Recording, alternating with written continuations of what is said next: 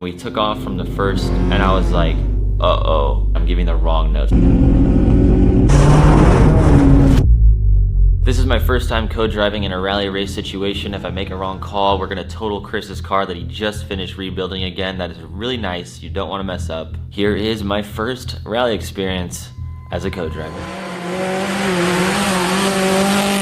My name is Cameron Alford. It's been a dream to get into the sport of rally. It seems so far away, but the more I've put it out in the universe that I want to get into it, opportunities like this have come around. Last year, I attended Team O'Neill Rally School, did their 5-day program, stayed 2 extra days, and got to rally race Tim's Mazda Speed 3. I want to share with you what co-driving is really like as a new guy and what you can expect. If you're a fan of rally, you wonder, what is it like to co-drive going 80, 90 miles an hour through trees? Obviously, you'd probably want to drive, but co-driving, and maybe give that a shot. This opportunity came a lot sooner in my life than I thought, thanks to Chris, and it was everything I thought it would be, and even scarier. At first, but you'll see. As much as I've played the dirt rally games, been around Team O'Neill Rally School and such, and just been a sponge to the culture of rally, I really have no idea how this is gonna go. The start of the trip, flying from Phoenix, Arizona to Bentonville, Arkansas, where Walmart was actually originated. We get to Chris's house, check out the car.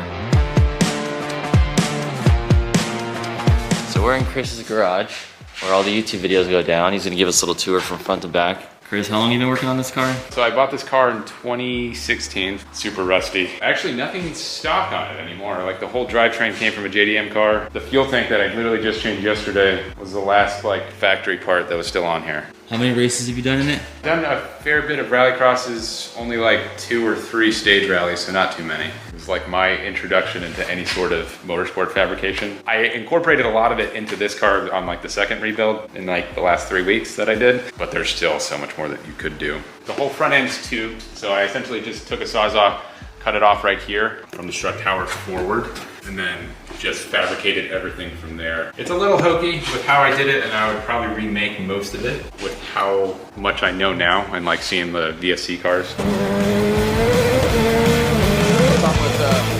With Travis's ability with cars there. Can we see the Big rally skid plates. It just keeps everything super safe. Your rear diff is quite protected from this. You don't really have to worry about your exhaust getting smashed because this is the lowest point. It also serves the point of actually protecting your fuel tank as well. Is this car really loud? Yeah, it's pretty loud. It's stupid loud because it's got the one test pipe resonator right there, and then it just has the cat right there, which you have to have for regulations. So you have to have a cat. It's the easiest way to do it. If you put it in the back, they can inspect it, and it's easily serviceable because not necessarily on this car, but if you have a car that runs an aggressive anti-lag, you're gonna go through those things, especially if you have a cheap cat. What's this tank right here? So that's the fire suppression system. So that's a safety requirement for the car. It's not NOS. That's what my wife asked me initially when she saw it. Yeah, you have to have that to run rally. There's a lot of random things that you need. Like this guy, you need a glass breaker, you need a seatbelt cutter thing to be able to pass tech. I just built that co-driver footrest thing, and I even gave you a horn button so you can hit the horn. What? Yeah, in the top left corner, there's a little horn button. What do I use that for? So when you pass spectators and stuff, you're supposed to keep. Oh, we're just flexing, just let them know. That's what you're supposed to do. But that way you don't have to use your hand. Is it to let them know to get out of the way, or just to It's just to. or just to get them all hyped? Usually just to get them hyped. On professional cars, that's usually how it is though. The co-driver will have windscreen washer. Oh. They'll have some have a splash button where it closes off the intake if you're about to do a water crossing or something like that. But they usually put the controls at the co-driver feet so that way they can still hold the notes and then the driver doesn't have to do anything. Does that button work right now? Yeah, it does. So if you blast it, the horn should go. There you go. Nice. But yeah. Super cool. Got the handbrake, all sorts of fun stuff. Everything was replumbed, so no ABS. There's really nothing factory on the car anymore. This is a JDM engine? No, so this is the stock. But the drivetrain is. So I had...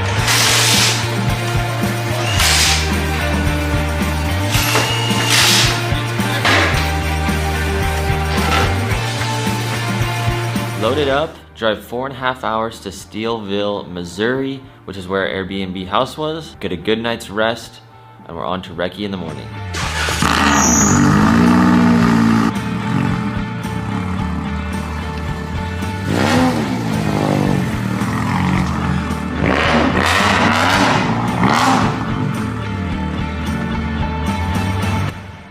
Day 2, it's Thursday. Check out the Recce car. We drive from Steelville to Potosi, Missouri, which is about 45 minutes to where the actual race is happening. We check out the campground, check out the general store, really cool campground area. We check in with the race officials. Recce, check in. Hi, what's your car number? Is it Christopher and Cameron? Yeah. Your code for our event is 158, and you're all set. Thank you so Yes, much. no problem. Appreciate you guys. Thanks, guys. Hopefully we don't see you after this. I'm running safety sweep, so. Oh, yeah. Okay. Chief of medical, so I better not. Okay. Yeah. All right. See you guys never again. We have our rally app set up, which tracks you on the stages to make sure you're not speeding, because that's against the rules. You're like driving by people's houses all the time and stuff. These roads that we're racing on are right by people's front yards. It's pretty crazy, so they want to protect the sport and everything going on, so they need to track you to make sure that you're not speeding so you don't ruin it for everyone else. Recce begins, and I'm learning to take notes based off of Chris's calls of what he is seeing. Right 5 minus 100. Right 5. Left 4. Oops.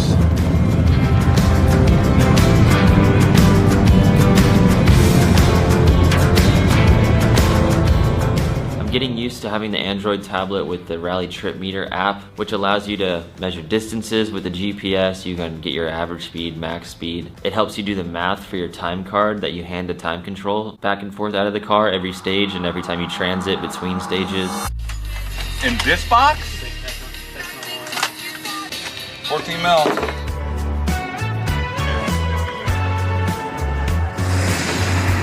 Let me introduce you to the team. Justin can throw up the picture. From left to right, we have Billy, who's actually from Colorado, who helps us service. Elizabeth, which is Chris's sister. Ashley, his wife. Chris, myself, and Rob, his dad, the comedian. And can't forget Billy's wife, Miranda, and their little baby. What are you doing, Chris? I noticed that it was leaking last night since I did a hokey mod, you know? Didn't make this one to the right size. Good old AutoZone exhaust clamp fixed it though.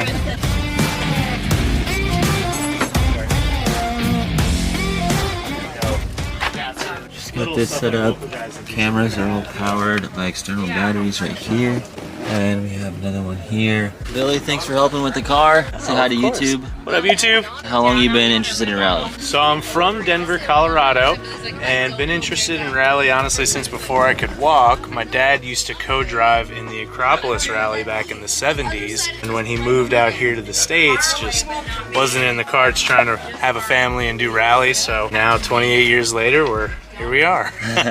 So if you mess up, you could be one of those co-drivers that calls a left when it's supposed to be a right, and you send a car off into the trees and you total it. And when you're a co-driver, it's not usually your car, so if the car gets totaled, it's like kind of your fault. So there's a lot to consider hopping in the passenger seat. Things on my side that helped me: I went to Team O'Neill Rally School. We stayed 2 extra days. We did a rally sprint. We got to learn how to co-drive. My dad was the co-driver. I didn't pay attention as much as I probably could have because I was just focused on driving. And Chris has done this before, so he's able to help me out with a lot of things like transiting between the times and the time controls and doing the calculations on the card for your timesheet. It's a lot. It's not just give directions. We'll get into it. It's all about having fun, man. Have fun. Pulling up to our first time control. What's our time at? Yeah, there's rally time right there. And they might be weird about the camera. Thank you.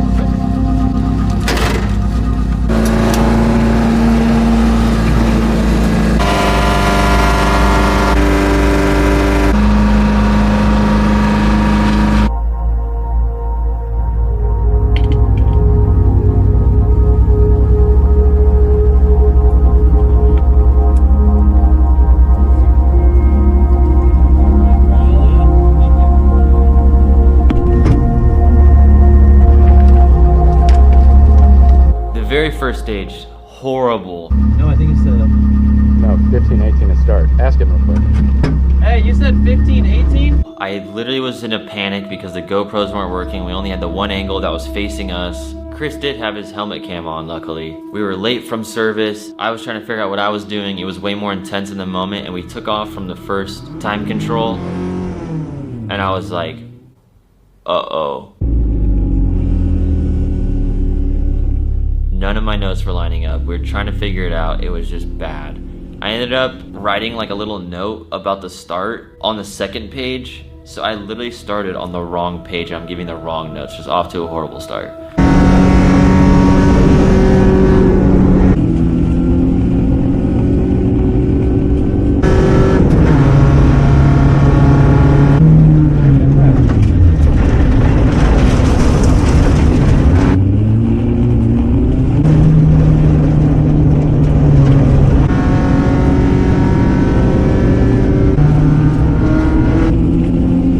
Second stage, I was just a hot mess.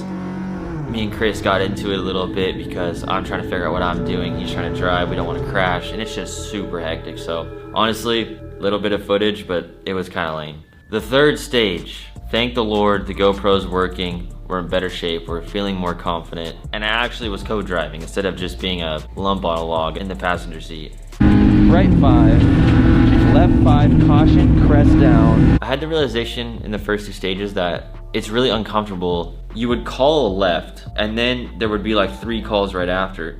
And as you're going like 60 miles an hour around a left, you have to look down. You can't enjoy the left. You have to think about what's coming next. You can't look up and see if you're good. You just gotta go. So once I got over that fear, that's when it started to flow. I realized that I felt like I'm the type of person where too many words puts me in a bad place. So I started kind of giving minimal notes, and then Chris is the opposite, where it's like give all the notes and then keep repeating the notes and just never stop talking throughout the whole stage, and that's what worked for Chris. Do a right 6, 100. Right 6 right now. And then once I figured that out, it was like, okay, we got this. Honestly, the third stage, just watching it back, I was still just a nervous wreck. 1 feet tightens into a left 5, right 4 tightens. Right 4 tightens into a left 5. We got through it in one piece. We're off to service and then to the night stages. We're at service for 45 minutes, did awful the first 3 stages. Just trying to get used to it. We got night stages coming up, so a little spooked to be honest, but just gotta push through the part of being scared, and only one way to learn, do it. You guys tweak stuff, or did you just checking it? We actually did. We had to toe in the alignment just a little bit. So after that initial shakedown, it looks like we were just pointed out a little on the left and a little bit more on the right. So had to just get that going before we put the wheels back on. So we're gonna drop and do a quick eyeball alignment and then see if we need to make any more adjustments. 5, 4, 3, 2, 1, go. Start, left 5, right 6, left 5 right now, into a right 6, tightens 5, right 6, tightens 5, right 5, left 5 right here, now we have a right 5, comes slowing down into a 3, right 5 into a 3, gravel, right opens, tightens up, this is narrow, this course, remember, 80 over crest, tight, right 4, right 1 junction, 100, nice. Double caution, narrow part right here, to right 5. Into left 2, caution, left 2, caution, left 2, caution. This is the dip, the dip 2 right after. Big stuff. Yeah, I'm just gonna slow down. I'm tired of breaking the car. Right 2, 30, right 5, left 5, open, tightens, 20. Ooh. 80, right 6 over crest into left 4, 50, right 5, left 6 caution, narrow bridge, right 5, all right, bridge 100, left 6, right 4, Ooh, that's sketchy. 30, nice, left 5, 80, 20, left 4, loose. Oh, that's fun. That was a blast. Good job, dude. Thanks, you too. Sweet, day 1. I just finished the third stage. That was super cool. Got my sea legs. Oh, we made it through the night stages. Yeah, the car's intact, it's running. Driving through the city, headed back to the trailer, and we're headed home, and we start all over again tomorrow.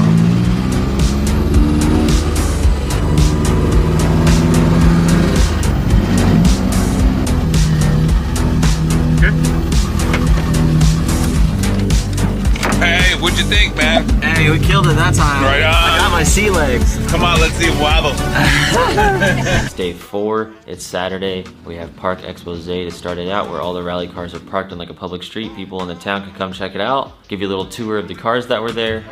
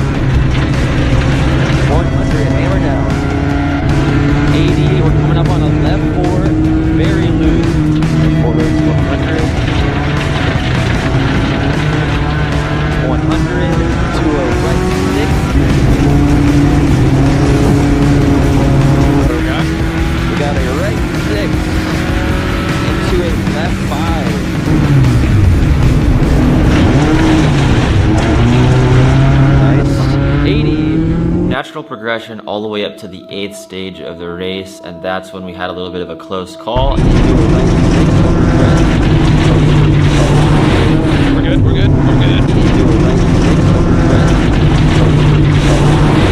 We're good, we're good, we're good. And that's when I realized that when you have a pucker moment, it's not easy to just be like, okay, let's just keep going. You could tell after a couple corners after I was like really shook up. Left 5 into right 5, 80.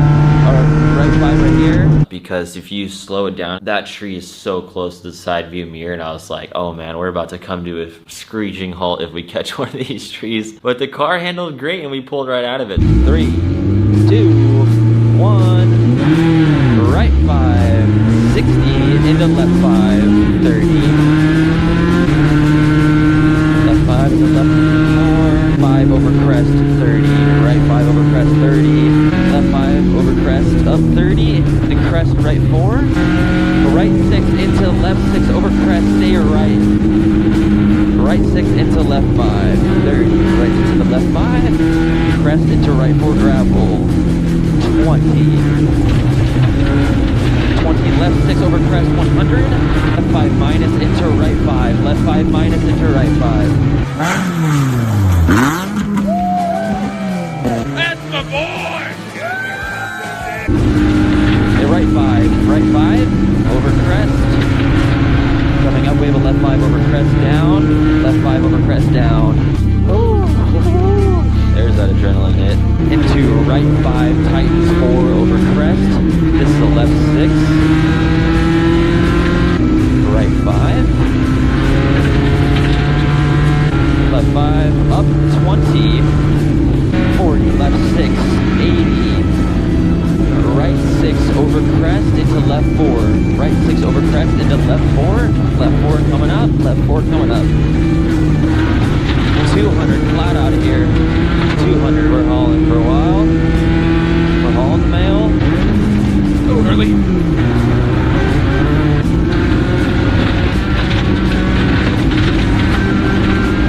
Left 5.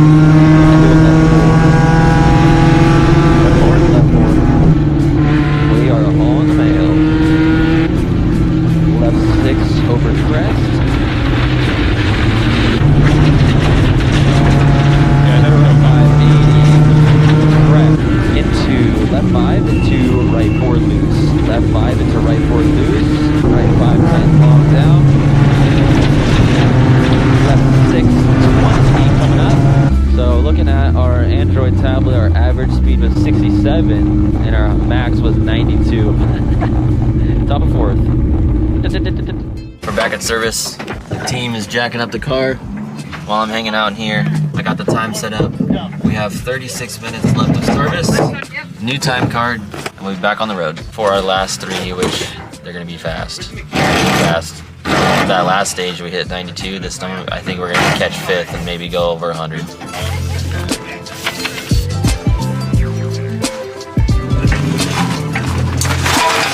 I mean, that's not...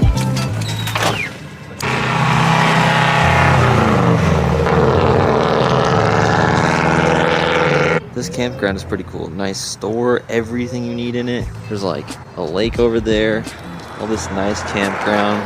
More campground over here where the rally stuff is happening. This thing's pretty sick.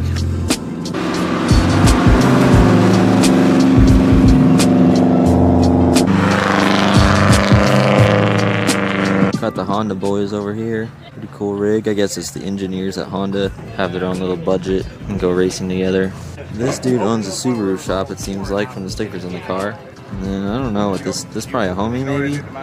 And then there's some BMW people over there. We're headed to stage 12, 26-minute transit. Got little maps and stuff. Haven't really showed you guys that yet at all. The stage is 5.46 miles. The weather's perfect. It was supposed to storm today. It's supposed to be raining. And we're cruising down this road, having a blast. Window down. Haven't been hot all day because sometimes these suits can get hot. Like if it's 75 degrees out and you have this on, it's brutal and you have the heat of the car and stuff. So should be fun. Let's go fast. All right, let's keep it on the road. Crush it. We're going flowy on this one. 3, 2, 1. We're going start. 100. Down. Over double crest. Down. Into left 5. Tighten 4 here.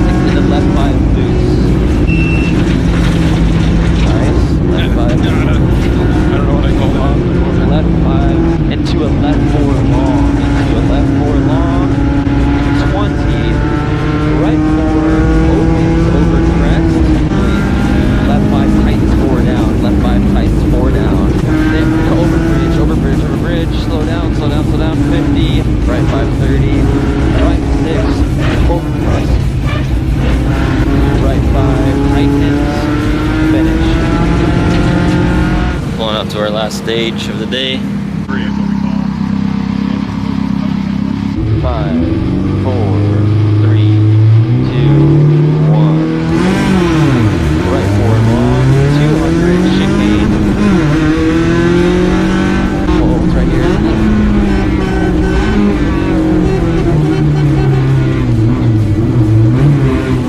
Right. Right 2, 100, right 2.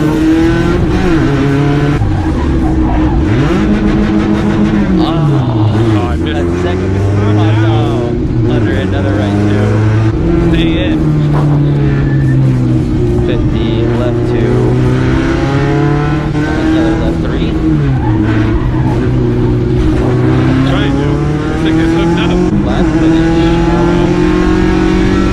Motor's pulling strong on the asphalt. Hey, we finished. I One wish piece. that second gear had stayed in. There's our buddies. Made it to the end! I yelled my usual, my boy, after you did that cool move. Feeling the hype man? Yeah, you're the hype man. The hype man. Rob, you're the hype man. Someone's got to do it because some of these people are grim. Grim? They're just kind of like, yeah, I saw the car I wanted to see.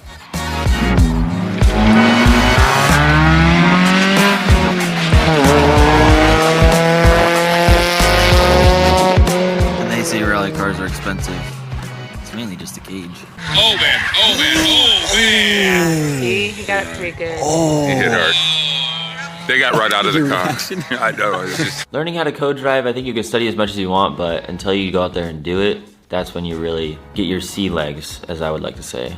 I was transformed by this experience because of really learning how rally works. Everything from transiting to pace notes to recce to getting to know Chris's amazing family, who's a blast. We ended up finishing 18th overall out of 31. We finished 7th out of 11 people in the naturally aspirated four-wheel drive class. We had 2 minutes and 40 seconds of penalties, which could have been avoided if I would have done my job as a co-driver better, not messing up on transit, not messing up on handing my time control card literally 19 seconds early on one of them, because I was like, oh, they're just trying to wave people through.